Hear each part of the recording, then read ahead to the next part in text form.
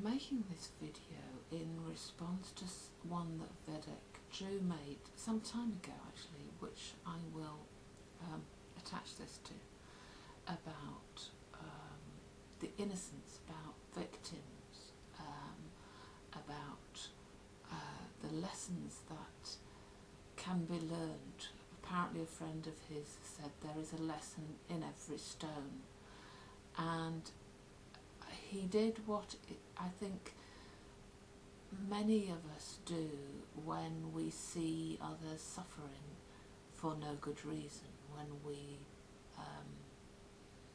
when people are forced to endure agony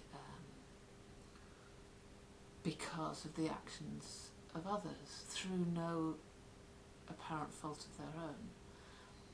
And it can be extremely hard to see that there is any lesson for the victim at all. I think to make sense of this, we have to take a step back from it. It's along similar lines to when we ask questions about, if God exists, then why does he allow suffering to take place?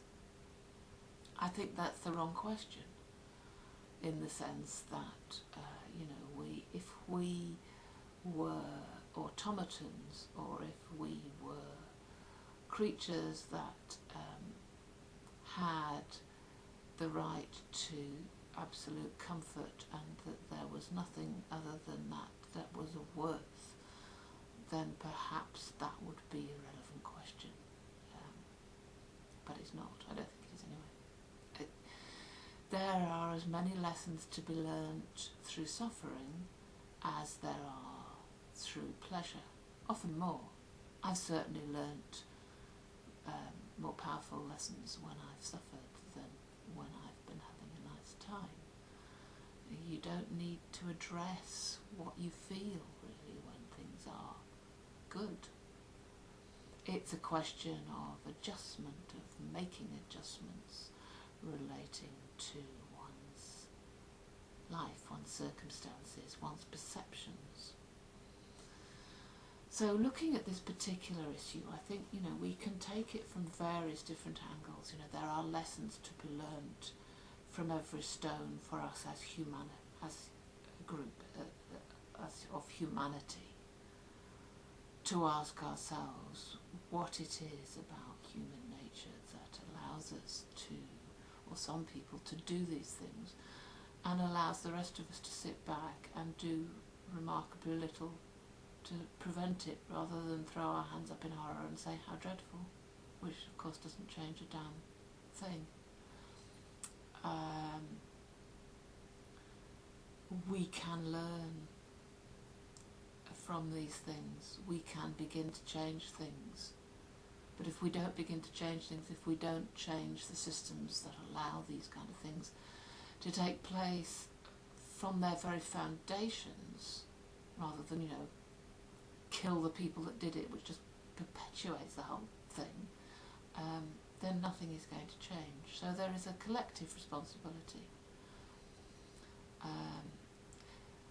Now, Drew put up some very extreme images, and I can quite understand why, and some of them are quite hideous, and you do wonder what on earth that the lesson is for the individual in question who has suffered or died for no reason. I can't answer that. I think we can only answer those questions for ourselves as individuals. That's not to say that we should leave the vulnerable to get on with it, but that certainly in my life, which is the only one I can speak for with any certainty, there have been lessons for me in every single moment of pain that I have endured, whether that be physical pain or emotional pain or mental pain or whatever. I have grown as a human through it. I have become deeper and have acquired more levels and dimensions as a result. There are lessons for perpetrators as well. There is a lesson for them in every stone they throw. Whether they choose to learn that or not is, of course, up to them. There are lessons for the individual in terms of detaching. We all have to die, and the process of death and the letting go of life is a complex and curious one, which also bears many lessons if we choose or are able to learn those lessons.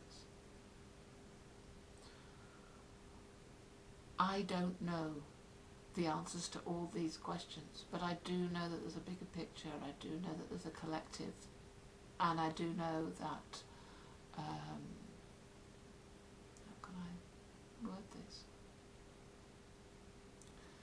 That there is a gift hidden in pretty much everything, even if it seems that the very opposite is the case. Somehow, there always is. The art is in finding it.